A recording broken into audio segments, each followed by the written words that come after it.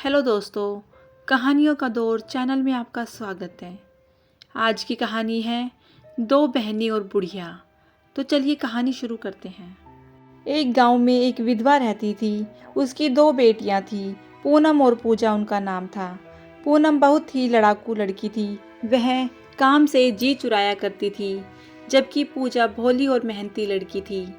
पूजा सारा दिन काम में जुटी रहती थी, फिर भी उनकी बूढ़ी माँ अपनी बेटी पूनम का ही पक्ष लेती। पूनम को वो बहुत माना करती थी, इसलिए उससे कोई काम नहीं करवाती थी।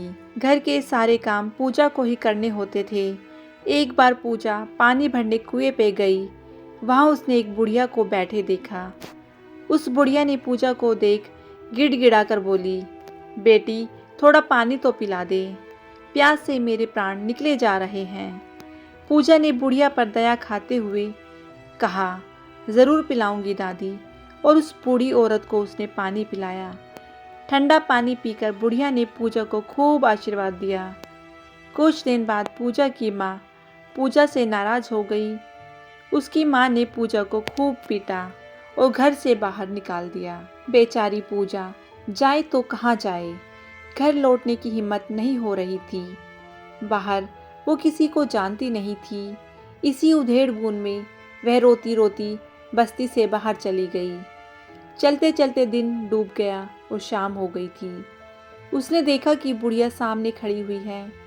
उस बुढ़िया को देखते ही पूजा के मुंह से निकल पड़ा, अरे ये तो वही है जिसे मैंने पानी पिलाया था।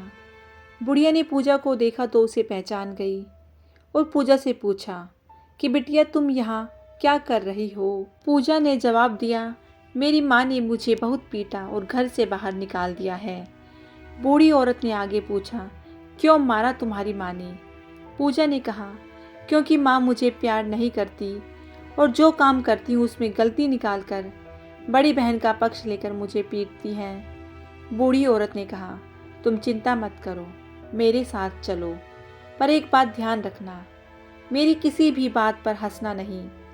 पूजा ने बूढ़ी औरत की बात सुनकर हाँ में सिर हिला दिया और चुपचाप बूढ़ी औरत के साथ चल दी।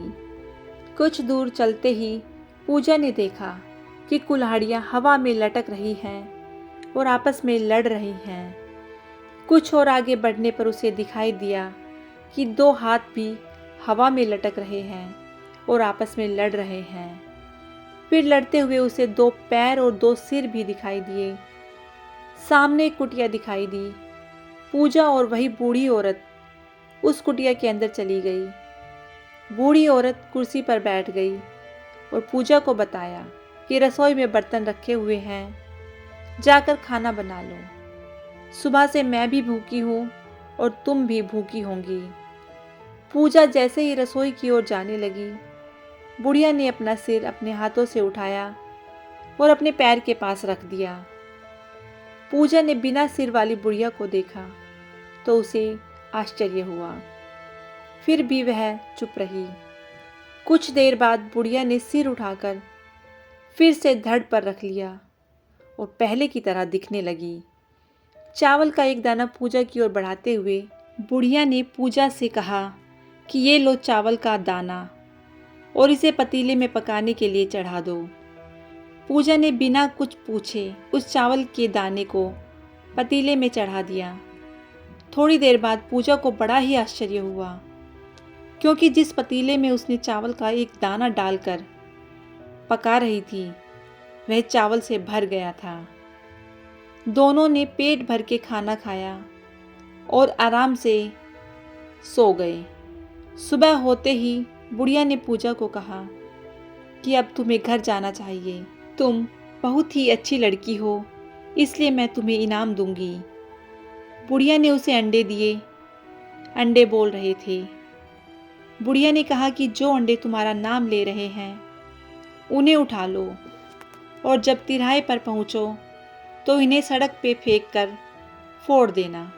पूजा ने उन अंडों को उठा लिया जो पूजा का नाम ले रहे थे। इसके बाद पूजा बुढ़िया से विदा लेकर घर की ओर चल दी। रास्ते में उसे एक तिराहा मिला। वहाँ पर पूजा ने अंडे फेंक कर फोड़ दिए, जैसा बुढ़िया ने बोला था। पूजा ने जैसे ही अंडे सड़क पर फेंके वो फूट गए और हीरे मोती और सुंदर कपड़ों में बदल गए।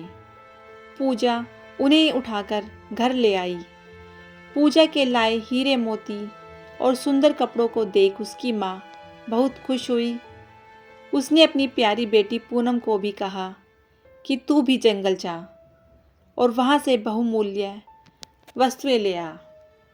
माँ के कहने अनुसार पूनम भी जंगल गई। वहाँ उसे बुढ़िया दिखी। पूनम ने बुढ़िया को बताया कि उसकी माँ ने उसे घर से बाहर निकाल दिया है। बुढ़िया ने कहा कि कोई बात नहीं, आज रात तुम मेरे यहाँ रुक जाओ, कल घर चली जाना, जब तक तुम्हारी माँ का गुस्सा भी कम हो जाएगा। पूनम बुढ़िया के साथ उसके घर जाने लगी। बुढ़िया ने पूनम से कहा कि घर पहुंचकर तुम मेरी किसी भी बात पर मत हंसना। लेकिन पूनम अपनी बहन से अलग थी। वह घमंडी थी तथा अपने मन का ही कार्य करती थी। पूरे रास्ते उसने बुढ़िया का मजाक उड़ाया तथा घर पहुंचकर भी उसने बुढ़िया का मजाक उड़ाया। खाना बनाने से भी उसने मना कर दिया। बुढ़िया ने खाना बनाया और पूनम को खाना खिलाया और सोने से पहले बुढ़िया ने कहा कि रात को अगर कोई आवाज़ दे तो दरवाज़ा मत खोलना। यह कहकर बुढ़िया सो गई। आधी रात होते ही कोई पूनम का नाम लेकर बुलाने लगा। पूनम ने देखा कि बुढ़िया सो रही है तो उसने चुपके से दरवाज़ा खोल दिया। दरवाज़ा खोलते ही उसकी चीख निकल गई। सामने भूत था। वह पूनम को लेकर गायब हो गया। पूनम कभी भी घर लौटकर नहीं आई। तो दोस्तों, आपको ये कहानी कैसी लगी? यदि कहानी अच्छी लगी हो तो कहानी को लाइक कीजिएगा, शेयर कीजिएगा और चैनल को सब्सक्राइब करना बिल्कुल ना भूलिएगा। कहानी सुनने के लिए बहुत बहुत धन्यवाद।